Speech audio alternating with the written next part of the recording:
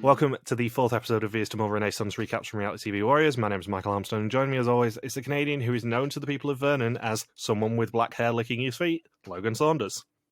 Good afternoon. I couldn't resist that intro for you, I'm going to be honest. It made me giggle. It was definitely the most bizarre conversation of the whole episode.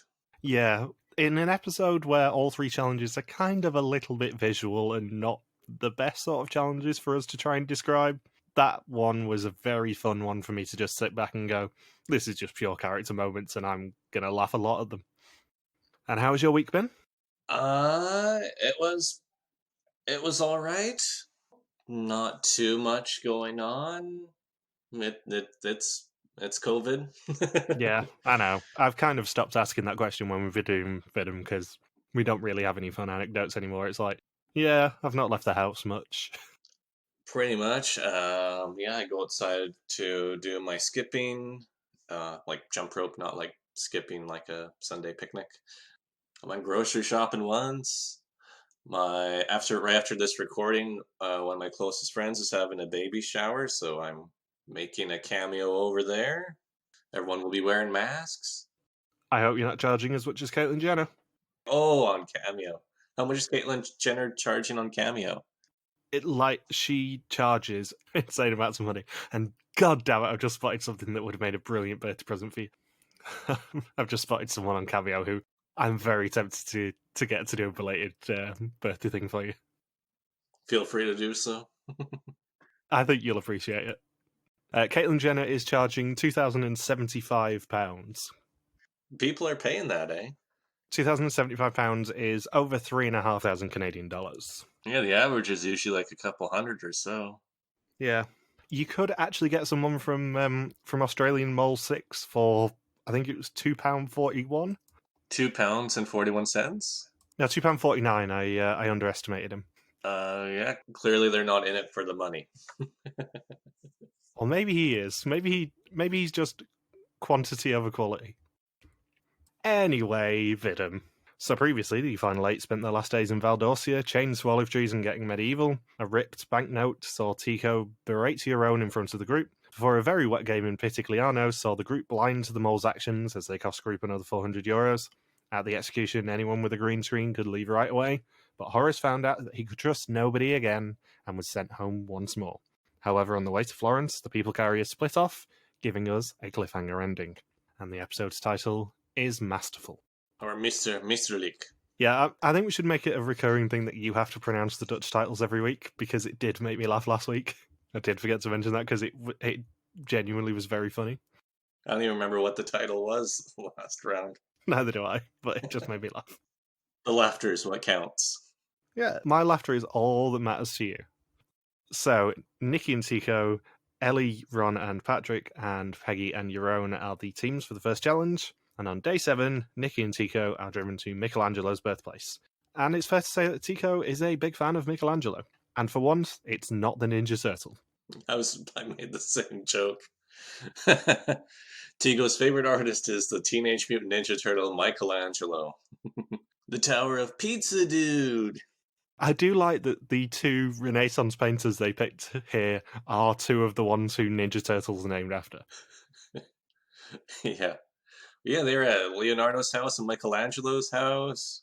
They had to do a painting of Shredder. And then during the suitcase task, when they're all exchanging suitcases, I think it's April O'Neil, I think is her name. I think she was part of the ones who were switching around the suitcases. And Peggy and Euron are driven to Leonardo da Vinci's birthplace. They find 4 canvases, 2 with famous paintings and 2 blank, and they have 3 hours to describe to each other what's on their painted canvas and recreate it as to Nikki and Tico. And if you've watched Amazing Race 12, you'll know exactly where Leonardo da Vinci's birthplace is, given that they flew over there in a microlight. Yes, they did. And you know what I love more than anything on this podcast is commentating on painting challenges. See also the Gallery Challenge from Belgium, Argentina, which this is essentially based off. They've done this challenge in so many versions of them all. This is the most unique variation of it, because how it usually goes is there's like somebody in control who sees 3 different paintings. They describe the 3 paintings for 3 people who are doing it. and then a fifth person comes in and has to match up what the people painted with the original pictures. Whereas this one is wait 24 hours and run through a Florence gallery. It's definitely a unique variation of it because it's the people who painted the pictures are describing their own paintings to the people who now have to find the originals. So I think that would be a more difficult task. Yeah. And Nikki's painting keeps getting weirder. In the middle, she says there's literally a baby who's holding his willy. And in the bottom right is someone with black hair licking his feet. And it's really interesting because if you remember back to the medieval challenge last week, we were discussing whether Ron actually did make a joke about Me Too. And it seems he did, because Tico also makes one here. They filmed this so long ago that the Me Too, that joking about Me Too, probably hasn't aged terribly well. I'm surprised they aired that confessional. Yeah, I was going to say that both of these things were in a confessional, so they didn't have to wear it at all. They literally chose to air both of these confessionals, which is odd. Is it just going to be like a Me Too joke every single week until the end of the game? I'm waiting for the Zwart Piet challenge by the end of the season if that's the way that's the direction they're going. And Nikki also decides to modernize her painting, and she says Michelangelo would be turning in his grave if he knew what happened in his house. Maybe he was cremated. And Rick meets Ellie, Ron, and Patrick in the Uffizi, the Renaissance Museum of Florence, on day 8. And he also says that Ellie, Ron, and Patrick haven't seen the other group since the execution and still don't know who went home, and that Florence is the haven of art, mainly thanks to the Medici family, who get quite a few name checks in this episode. Medici. I know, it's like, man, I just listened to a whole history lesson about Medici. And Ellie, Ron, and Patrick have the Uffizi Museum to themselves, and they have to search among the gallery for 4 pieces with instructions from their fellow candidates. Those instructions need to be relayed to the other 4 to open chests containing money, which is up to €2,000 for the pot, and they have only 45 minutes for this challenge. As opposed to 3 hours plus an additional 24 hours to relax. And the other 2 pairs are in front of the abominations that they painted the day before. And this is something that I meant to mention last week when we were discussing the difference between old and new mole. I've noticed this season, excluding the 3-hour time limit to actually paint, there hasn't been a challenge that has had a timer longer than 45 minutes. Yeah, that was a real... I was shocked by that too, that they showed the time limit for the paintings. Most of the challenges this season have been 30 minutes or less. And then you've had a handful of 45-minute ones. I think the running around the Tuscan village looking for people called Mario challenge was 45 minutes. And then this one obviously was 45 minutes in the end. But we haven't actually had a full challenge that has been longer than 45 minutes in 4 episodes now, which is a big old difference to old mole seasons, where you get challenges that are upwards of an hour and a half. Yeah, I'm surprised they bothered with the timer for 3. It's just such a long period of time that they probably didn't even really need the timer consistently. No, for once, I know this is rare for me to say these things, but for once, I don't think they needed to air that painting timer. They just should have said, you got 3 hours to do this. Yeah, we didn't have to check in. They could just say, oh, after a bit. That might just be... They could just show the 3 hours starting, and then they were all pretty much done. I don't think there was really anyone who needed more than the 3 hours. I think Peggy was the only one who was working on hers after the 3-hour mark.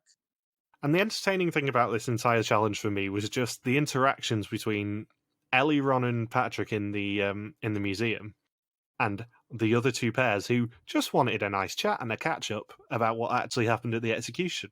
Like Nikki and Tico, when they're wrong, Patrick actually has to butt in to Nikki talking and just go, just so you're aware, we're on a 45-minute time limit here. You actually need to help us with this challenge. And Peggy gives a really detailed description of her painting and also seems to be dressed like a spy chief. And she says there's a dog on the right, even though I'm pretty sure it was meant to be a donkey. That's a detail that would throw somebody off, I think. If you're saying oh, there's this here, there's this there, it should be this, but it's not. I think that that interferes with the principle of interdisciplinary. Yeah, where do you think the mole was in this challenge? Do you think the mole was in a painting team or in the gallery? All my suspects are on the painting teams. Yeah, I know. I'm thinking the same thing too. The painting teams were definitely the suspicious ones here for me. I think that would be the easiest one because Because you can just describe your painting however you like. Yeah, the only thing is the mole at most can keep €1,000 out of the pot if they're on a painting team, whereas on the gallery team they could keep €2,000 out of the pot.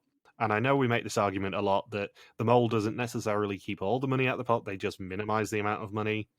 But still, it is worth saying that technically the mole could have kept more money out of the pot if they were in the gallery. And in one final bit of classic Ellie quotes, she says she's looking for specific and clear information about what's on the paintings. Yeah, it gets a bit obscure with some of them because, of course, there's similar paintings in the museum. Oh, of course. Did you notice that Nikki's was the only one that was a round one as well? Which I thought was quite interesting. You think that's a clue, Mr. Tunnelvisi? I don't think that's the clue. I have been led to believe there were two separate clues for Nikki in this episode, though, but I'm going to get to them eventually. Jesus. Spoilers for when I actually tell you my suspicions. I'm on a very big tunnel visit with Nikki again. She's back to being my number one suspect again this week. But I'm also on a tunnel with Peggy as well. I think there is no way that it is not a woman this year. That's my gut feeling. I'm pretty sure one of the two women is the mole now. Well, they did open her tube, Nikki's tube this time. They did get the $1,000 from her and Tigo somehow. That is true, but also she then more than made up for it by pairing up with Ron in the end of this episode, so... Anyone can do that if they're paired up with Ron, though. And whilst they wait for another phone call, Nikki pretends she's hosting the show and says, "V is the mole." You'll find out next week.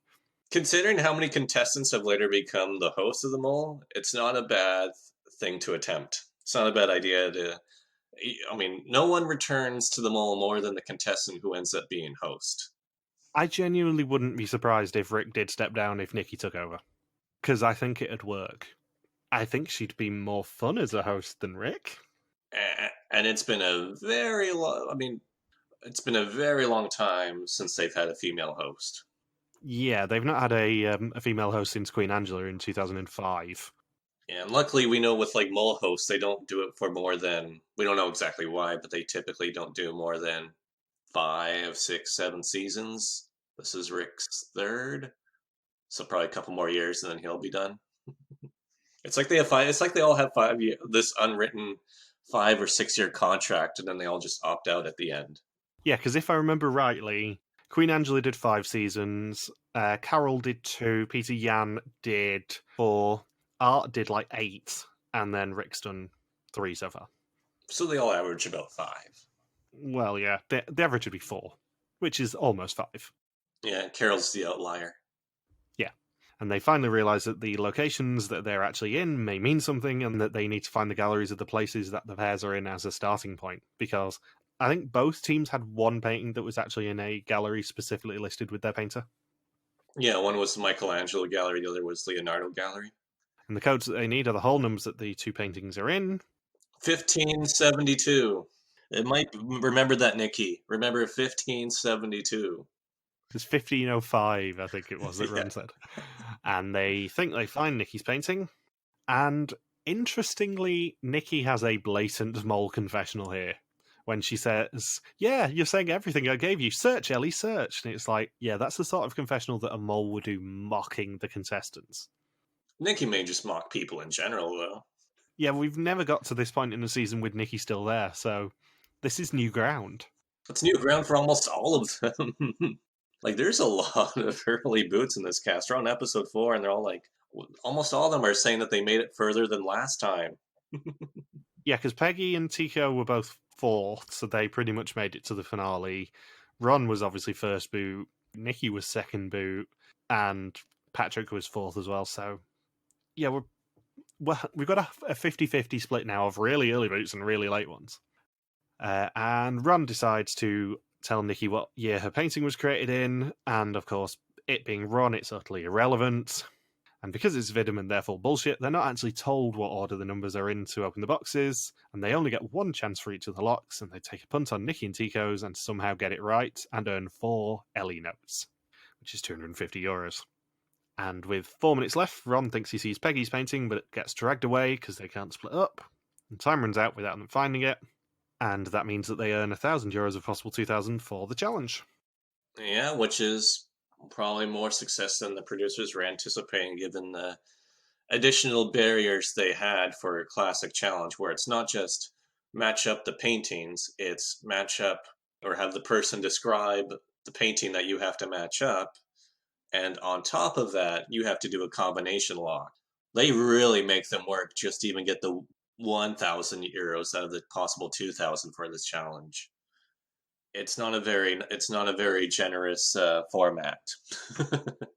They really don't want them to earn that much money, and yet they still do.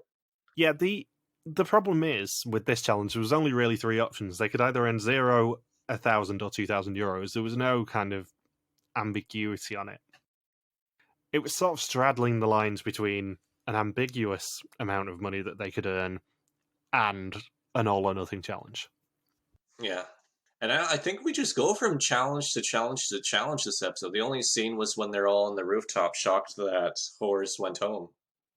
Yeah, the really interesting thing is, this is the first episode of the season where we don't get any mention of Ellie, Yaron, and Patrick's bonds. And this is the one where Ellie goes home as a result. This would be when it's most relevant, which makes me think, maybe something happens where it becomes pretty damn obvious who the mole is. Yeah. So Rick steps out onto a balcony over the Piazza della Signoria to do his second challenge introduction. No one's chained up this time behind him. Now, that's also something rare, though. We don't usually get 3 introductions from Rick of the challenges. We only get 2 normally. It's usually first and third. This time we get all 3. And for some reason, the camera also focuses on tourists and a cyclist for Deliveroo. And he says that the candidates must literally follow the money and watch a suitcase full of it. And they're split up again. It's Ron and Yaron, Nikki and Tico, and Ellie and Peggy surrounding the piazza. And then Patrick is on his own on the balcony. And they've got 15 minutes for this challenge. And all they have to do is follow the suitcase held by a woman who enters the piazza. Well... Switch, fake switch. Let me grab the walkie-talkie so your head turns in another direction while I yell at somebody else. And then jerk their walkie-talkie, switch, no switch, switch. And they still pick the right suitcase. But once again, for the second challenge in a row, there's another layer of difficulty to make it impossible to achieve success. Yeah, did you watch the entire challenge, or did you not watch the mole bit? I skipped the mole bit. Right, good. I thought you would have. So, yeah, they do manage to follow the person with the suitcase. It ends up being a young man. However, to earn the 2,250 euros in his suitcase, they have to name the 3 old moles who were also on the square. Now, this is obviously bullshit. I know that this is a Jubilee season, but this is obviously bullshit that they weren't even told that there was going to be an old mole in there. This harks back to the morality tests from very early mole seasons where people were driving between challenges and saw 2 separate groups of people broken down. If they only helped the hot people, they lost money from the pot. If they helped everyone, they earned money for the pot. Sneaky challenges don't work with this sort of thing, especially when it's so difficult to actually achieve what you think the purpose of the challenge is. This is different. Like, the morality test is just seeing what happens with human behavior, and like if they behave well, they can earn the money. At least with the morality test, it's just supposed to be this hidden psychological test. Here's a challenge. This is your goal to achieve. And at the end say, oh, by the way, that wasn't your goal. That isn't what you're supposed to achieve. It was actually completely this. We really lied to you this whole time. We did not tell you the truth. Yeah, you guys really suck because you couldn't earn this money in a challenge that was designed to be absolutely impossible. Yeah, this harks back to something that I know we've discussed in previous episodes, that it just feels like the mole gets too easy a ride on this sort of a challenge. All they have to do is distract people from one of the 3 old moles. They don't even have to do that, though, because they don't even know, so they're supposed to be looking for the old moles. Like, here's a challenge, Michael. Let's do this challenge. All you have to do is walk through Manchester a few blocks during rush hour. We're just going to go to this cafe. If you can order this food for me in this cafe and come back out in less than 20 minutes, I'll give you $1,000. Fast forward 20 minutes later. Congratulations, you did it. Oh, by the way, you only get the $1,000 if you remember there were 3 people that were near or inside of the cafe in those 20 minutes that were on TV, anywhere between the past 5 to 15 years. Do you remember who those three people were? And they were also wearing, they could have been wearing unusual clothes too. What? And as an added bonus, some of them could have aged horribly, which did happen to one of the three moles.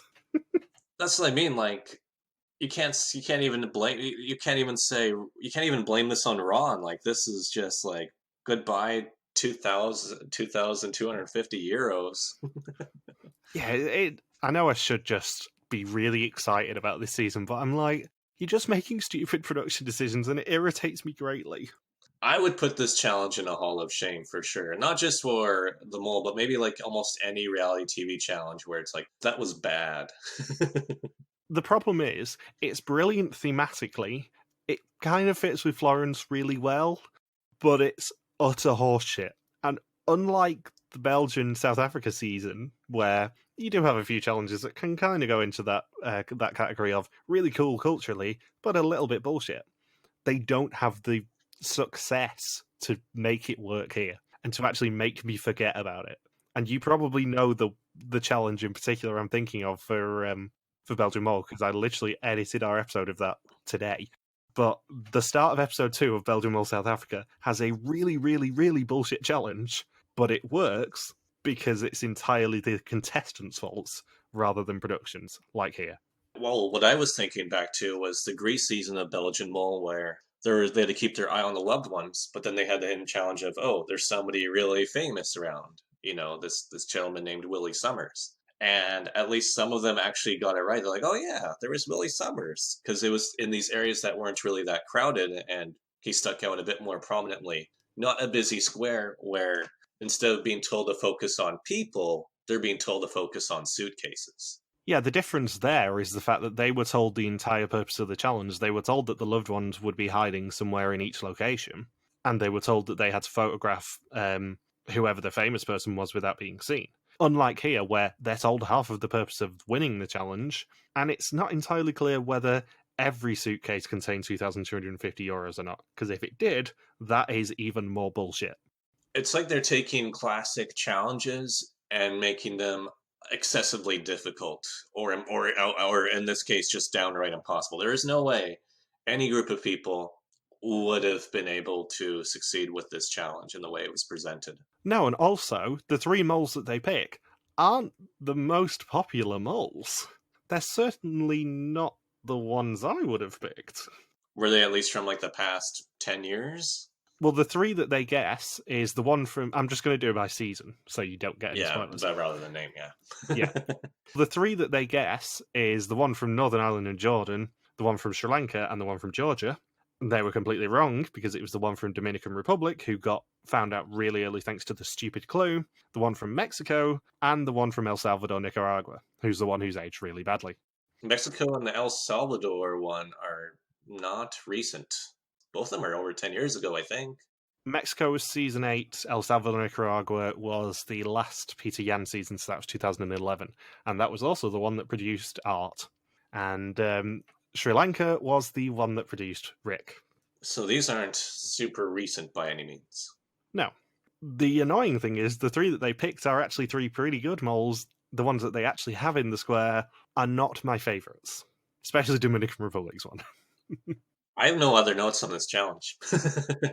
No, it's a really quick one. And the problem is, because this one comes right before probably the strongest of the three in the episode, and the one that you can actually see being a classic mole challenge, it kind of sullies that challenge as well. Just because we go straight into it, so you're like, I'm still upset about the little maneuver they pulled on the contestants. Yeah. So the only other personality scene we actually see for the entire episode is the fact they wake up on day 9 and it's Ron's birthday. And they all decide to wake up early and surprise him at breakfast. Yay! They sing He's a Jolly Good Fellow in Dutch. Yeah. And Peggy said that she had a dream about old moles and everyone from her season. And Tico says in confessional that he suspects her, and that the reason she's dreaming about old moles is because she's going to join that club. And I have a note here saying there is no fucking way that Ron is under 50. I know, I was really shocked too. He's not, he's like 58. But for some reason they try and claim that he's 49 this year. Yeah, they do. Unbirthday, like I know with some of my aunts, and like a lot of my aunts now are like, actually all my aunts are well in their 60s and older, up to about 87 or 85, 82. One of them, yeah. I have two aunts I think that are in their 80s now. Not great aunts, just regular aunts. That's what happens when you're the youngest of the youngest in the family. When your mom's the number 8 out of 10 siblings, and then you're number 5 of 5 from number 8. You really drop down in the generation gap. So basically, what we're saying from this scene is that Ron has a showbiz age of 48, when actually last year he was 58, I'm led to believe. Yeah. So he had 10 unbirthdays. So Rick introduces the third challenge, stood in front of the Birth of Venus, which if you played Animal Crossing as much as I have, you'll know immediately. That's seriously how I know most of this art, is the fact that it also appears thanks to Crazy Red on Animal Crossing New Horizons. They have to go and photograph tourist attractions for an app called Greetings from Florence. And they have to take postcards with them and fit them perfectly into the pictures to earn the money. And Ellie gets to name the 3 teams as treasurer. Each team starts at a different place. Only the first picture of each site will count in the app for the money, and Rick says that he will see them at the execution. And she decides to pair up Yaron and Patrick, Ron and Nikki, and Peggy and Tico, and she chooses to join Peggy and Tico. And they've got 45 minutes for this challenge. I like how they initially said, initially they're like, Ellie, you got to be on a team too. You can't just sit this one out. And it's even worse when you consider, by the end of this episode, she will be sitting every other challenge out. Yeah, and then they're like, did she pick our group because she suspects Peggy, or does she suspect Tigo? And even before the challenges started, I said, quite prophetically, I'm guessing the cards are different values at different places. And what do you know? I was right. Because depending on where they are placed and the difficulty of getting there, the cards are either worth €50, €100, or €250. Which does mean there was at least one site where the maximum you could get was €100, because it was 1,350 that was the maximum for this challenge. Yeah, and they just didn't pick that one. So Nikki and Patrick both take ones worth €50. Ron finds one in the Uffizi worth 250. And then Patrick and Yaron bank the first €50, and they've got to send it to a WhatsApp group, which has the participants, Yaron and Patrick, Ron and Nikki, Tico, Ellie and Peggy, Vias to Mol, and you as the 5 members. And yes, I did pause the screen to work out what those 5 were. I can't remember a challenge where they've shown WhatsApp on screen before. And do you know what the last challenge where WhatsApp was actually relevant was? For us, at least. It was the Belgian Mole Mexico season, where, if you remember, they gave out the mole's phone number. And our banner that week was a screenshot of my genuine WhatsApp message to that number going, I have no idea who you are. I forgot about that. That would have been like one of our first mole podcasts. Yeah, it's one of my favorite banners we've ever done for the podcast, was the genuine screenshot of my WhatsApp just going, I have no idea who you are. And Ron and Nikki walk through Florence with absolutely no purpose, and Nikki is more interested by the fake Chanel bags in the shops. How many euros are they worth? It's either 50, 100, or €250, depending on who you ask. And Ellie and Tico work against each other when trying to take a picture of the building with red flags. And it turns out that Ron's €250 postcard is on the other side of the river, and that he was misled into thinking it was less than 10 minutes walk away. My favorite part is when they're talking to the local in English, and then they'll immediately in front of the local just start rapidly speaking in Dutch. And like, if I was that Italian guy who was being super helpful speaking in English, and then they're just suddenly cussing and getting angry in Dutch, and then speaking to me, and then I think Nikki and Ron, with the one person, they don't even say goodbye to him. They're like, oh, we have to walk across the river, and they're like speaking in Dutch, and the Italian guy's just hanging around like, do I stay? Do I go? And then Nikki and Ron just start bolting away from him, thinking, that was a little rude. So Ellie, Tico, and Peggy take the picture that Nikki and Ron are also after, and it's only worth €50 for them, but 250 for Ron and Nikki. And Nikki takes a pit stop to find a mirror to admire herself. And Yaron and Patrick take a €100 photo. They then take a €50 of the carousel and go for a ride themselves. First they go up, then they go down. I knew you were going to make that reference. I thought you were going to. No, I'm purely letting you do the Canadian pop culture nowadays. Oh, Brat Pack with 3 T's. How we miss thee. Yeah, no one's going to get that reference. It is one of Canada's greatest exports. If by greatest you mean awful. And Nikki also won't let Ron take a photo with the Pinocchio frame in a shop. And then Nikki and Ron take a photo of the pig, and Ellie, Tico, and Peggy take a photo of the statue. And then Nikki and Ron find out there's 2 Pinocchio stores, but the trio get there first, and time runs out as their Pinocchio picture gets taken. Nikki and Ron, I think, got like 80% of the airtime in this challenge. They rarely show the other 2 groups. That's because Nikki and Ron, as we've previously proven in these challenges, are very entertaining together. And surprisingly, they're not really known for doing too well, because were they paired up in the laser challenge too? Yep. And that did not go well either. It's the combination of someone who is blatantly moling in Nikki and someone who is blatantly not experienced at the mole in Ron. And it doesn't happen when Nikki's in a shopping district either. It's like, look at these shiny objects. What do you think's going to happen? So we find out after they get through the test how much they actually made. That's I don't like that they don't even get told if the challenge was a success or not, because that would impact who the mole is. Like, you want to have them all together, be told how much they earned or how much they lost, and then be like, oh, pair number 1, why did you lose this money? And then you hear their defenses and their recounting of what happened. Pair number 2, how did you do? And then you grill pair number 2 and see them how they talk amongst each other and get information from that. Here, they only get to base their next quiz off of the first 2 challenges. And the second challenge, I wouldn't even count or either for or against in terms of moling. I saw a theory last week that this was right after we'd recorded the podcast, annoyingly, that to make this season special, they're making each execution a bit different from the rest. So you have the normal execution with Tina in episode 1. You then have the execution where Ellie gets an exemption in episode 2. You have the weird execution last week where everyone just gets to leave immediately. This week you have the one where you don't find out the results of the 3rd challenge until the execution. They're just making each execution bit really unique, which is an interesting theory. And surprisingly, the most common way to do a unique execution is to have it be a non-elimination. I must admit, I quite like them doing an elimination every week. I don't know whether it's because the previous 3 seasons we've recorded have been the Belgian seasons where they don't really do non-eliminations, but I quite like there being always the consequence at the end of the episode. I don't know whether it's just me. No, I agree. That's the one thing I didn't like about China, is that we had not 1, not 2, but 3 non-eliminations with a final 4 and going into the final test. Yeah, I know it's a common complaint with Amazing Race that the non-eliminations kind of break up the momentum of the season, but you really feel it on a mole season, especially the Dutch mole, where they love a non-elimination. And as you said, China had one basically every other week, which really stalled the momentum of the season for me. So yeah, like with Amazing Race, they have 12 episodes, and typically 3 of the first 9 episodes are non-elims.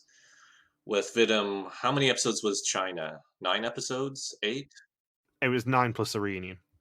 So like nine actual rounds of play?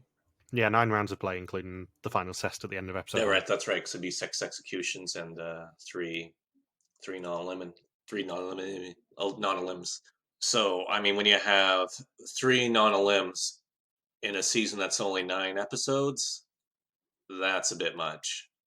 So it's now time for the test. 20 questions on the identity and actions of the mole. Whoever knows least goes home, except for the mole who has gone home before, but cannot go home this time. And Patrick has suspected Peggy from day 1, but she's not really done any weird things in the past few assignments. The only person who doesn't do well is Ron, and the group all laugh about him being a bit dopey, but is he just being a bit of a pretender? Peggy says Ron always pretends to be a dope, and she was burned in 2006 by someone doing that exact tactic, and they turned out to be the mole. Ron says Peggy and Nikki have always been on his list, but Ellie has been added. It'd be great if it was a mole that they could really trust this season. Ellie says it's too early not to spread and narrow it down to 2 people. It isn't Yaron or Tico, despite them both being a little bit suspicious. She doesn't know whether Tico would be able to do it. Tico suspects Peggy and Ellie. If his mole is at the end of the tunnel, he will be pleased. Nikki says Ron is confusing. Is that because he's the mole or just Ron? This is genuine what she says as well. Of course, she suspected Tina, Nadji, Yaron, and Horace, and only Yaron is still left, so she'll mostly go for him, and put a few on Ellie and Ron just to be safe. Rowan says it's not Patrick, he brings in too much. He also discounts Nikki as she's so passive and the mole would want to influence the group. And Rick welcomes them to Villa Fernandia, the old hunting ground for the Medicis. They could have earned €1,350 in the third assignment, but they only earned €750 for that challenge, which arguably isn't bad. They've done a lot worse in all of their previous seasons.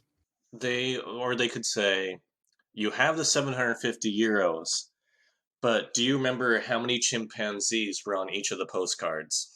And if you don't, you lose €750 from this challenge. Plus, then 2 of you will get executed. Yeah. We'll add in a double elimination just so we can have our prerequisite non-elimination round soon. We joke, but this is the sort of shit that they like to pull. We literally saw that in Colombia, where there was an extra non-elimination, but then they forced a double elimination the next round. So yeah, that brings them to €750 of a possible $1,350 for the final challenge, $1,750 of a possible $5,600 for the episode, and €8,110 of a possible €23,422.50 for the season so far. Am I the only one who's thinking that they're going to have a challenge where they're going to force the contestants to lose money? Because this is a big pot after 4 episodes by Vidum standards. I did speculate that a few weeks ago, didn't I? That the mole won't really care how much money is being brought into the pot because there's going to be a challenge later to get rid of some of that money. It has to be coming because this is a suspiciously high pot for Vidum. Yeah, it's somewhere about €500 higher than China was at this point of the season. I did have a quick glance at it earlier, and they're running at somewhere about a third of the maximum pot so far, as opposed to somewhere about 28% for China by this point. Right. And Rick also says the test came down to time, so whoever was the slowest of the people who lost will go home. The exact quote was, there were several people who did the worst. So how many is several?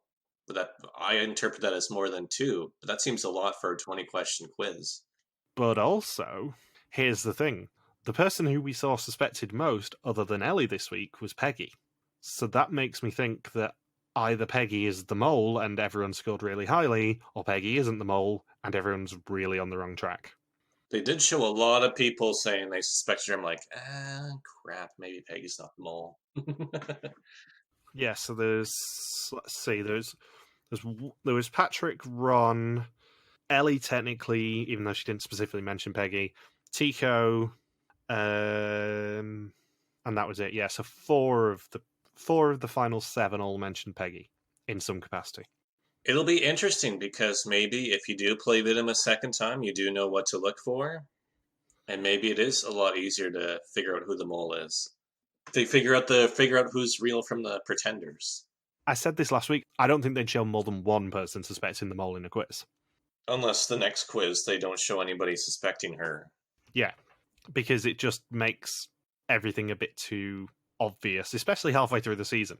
And they really are going out of their way at the moment to try and not show who the mole is until they absolutely have to. So anyway, Ellie gets an instant red screen and goes home, and she gives Ron the pot as a birthday present. And that's that. It's the first instant red screen for a long while.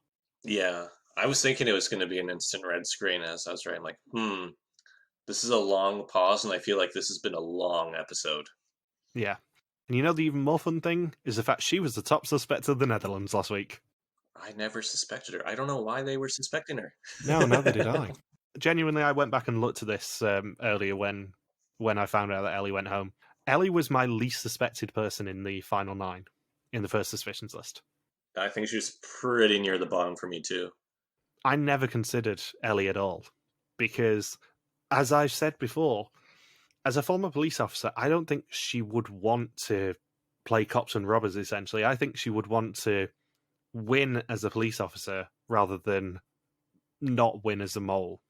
And she would rather go home halfway through the season, holding her head up high, knowing she didn't sabotage, rather than making it all the way through the season and knowing that she did it by nefarious means. I don't think Honourable Ellie Lust has it in her to be a saboteur, and that's why she never was on my suspect list. I suspected her less than Tina. Like, I was pretty confident that Ellie was not going to be the mole, and I was quite shocked when I found out how many people actually suspected her. And the thing is, it would have been a massive shock at the end of the season for me had she turned around and gone, you know what, I'm the mole. And it really would have kind of changed my impression of her. But I'm really glad that you got 4 full episodes of the Ellie Lust experience, because she was peak Ellie in some of these places. Yeah. She's the first boot this season who really made an impact this season, I would say. Well, yeah, they were willing. I mean, how many seasons can you think of where the only alliances were shown is of the fourth boot? None. But she's such a big character on both of her seasons, and I'm really, really glad that you got like some proper Ellie moments in this season. And if you combine her other seasons, she's essentially played just under a full season at this point. And she says that she didn't expect to go home. She was confident of her suspects and spread, but not enough. And she enjoyed herself so much and met wonderful people and learnt from her mistakes, which gave her an extra episode. I guess it makes sense why ties are more likely when it's episode 4 and everybody's still spreading between probably 3 people. So next time, there are blank boxes on a beach, old cars, a tourist mob, and Nikki and Tico go missing. So who do you suspect, Mr. Saunders? You get 2 suspects this week. I guess I'll still stick with Peggy and Euron. I'm unsurprisingly going for Nikki and Peggy. I really need Peggy executed. Yeah, I feel like as much as I kind of want Peggy to win, for my own mental health, I need Peggy to go home soon, just so I know if I'm on the wrong track or not. And I can be like, I pick Patrick now. Like, seriously, I hate it when my 2 main suspects get to the end together, because I'm like, I'm not entirely confident that I'm right. Whereas if it is Peggy who goes home pretty soon, I can go full straight ticket on Nikki and be pretty confident, especially after this week. Because 2 things that I found out thanks to the Mullen group on Facebook. Number 1, of the old moles that have appeared, there are only 3 old moles who have candidates in this season who haven't appeared yet. And they are the moles for Nikki, Ron, and Tico. And if 2 of those 3 appear, then maybe that's a mole clue. If we get 9 of the 10 moles appearing. Or 8 of the 9 moles appearing, because you can't really have Tina's without spoiling the season for everyone else. Right. Luckily she went home first. However, the big Nikki clue that I have seen, thanks to that group as well, was that Medusa was featured heavily this week, and also the I think it's Da Vinci painting of Medusa is actually in the intro this season. The symbol of fashion brand Versace is Medusa, and Nikki did a video with Versace at the Olympic Games. And on top of that, Medusa is, of course, week 2. What in Greek mythology, Mr. Saunders? Kills Medusa. I'm testing your mythology knowledge. What kills Medusa? I don't know. Mirrors is the answer. Oh. She sees her own reflection and turns herself to stone. Oh, why didn't I think of that? I could have killed Medusa myself. And on top of that, in the first episode, in the Mirror Challenge, Nikki's quote, if you mirror it, actually has the word mole in it. So I'm led to believe. So I'm pretty kind of on Nikki now. Do you just want to do one suspect this week, Michael? I pretty much do, but I'm under the rules of our game. It's 2 suspects this week, and this week and next week definitely. Maybe the week after. Yeah, I'm not sure yet. Probably not. Yeah, I'm going to go for Nikki and Peggy. All right. And just as a pool update, Michelle has lost her second candidate in Ellie, meaning she's just down to Ron. My team's still Nikki, Tico, and Patrick, and Logan's is Peggy and Euron. On the first suspicions list, Patrick and Tico are now more suspected by us than the group as a whole, and Ron is now on a dead even score of 1.64 out of 5. Logan's team is still 2.77 out of 5 for everyone apart from the 3 of us. Mine is still 2.61. Logan's team is 2.77 out of 5 for everyone apart from the 3 of us. Mine is 2.61 and Michelle's is 1.64. If you add in our results, then yours drops to 2.61, mine goes up to 2.71, and Michelle's stays at 1.64. On the first suspicions list as well, there are still 10 people with their first suspects in the game, including both me and you, Logan. However, I do have to give a big shout out to Brandon Martin Moore, who has all of his top 5 left. He's currently winning. Impressive. Very impressive. I'm proud of you. So halfway through the season, Brandon is the man to beat. And, seeing as though I did it last week, I did look at the suspects for the Netherlands. Nikki and Ron are now the most suspected with 22% of the points on the pool. Peggy is at 19%. Tico is on 16%. Patrick is on 13%. And Euron is on 8%. And I'm going to have a lie down now because I've spoken far too much. Have you got anything else you want to say? That was a lot of data. No, I'm good. Right. Thank you for listening to our Vias Tomorrow Renaissance recap. We'll be back next week to continue the hunt for the new small in Italy. Don't forget you can contact us on Twitter, Facebook, YouTube, or Instagram, where we are RTV Warriors, or you can email us and contact at rtvwarriors.com. Logan is on Twitter at Lucas Quacky, and I'm MJ Harmstone. Thank you as always to Marika for the subtitles, and we will see you next week. Peace out and just chill till next to flavoring.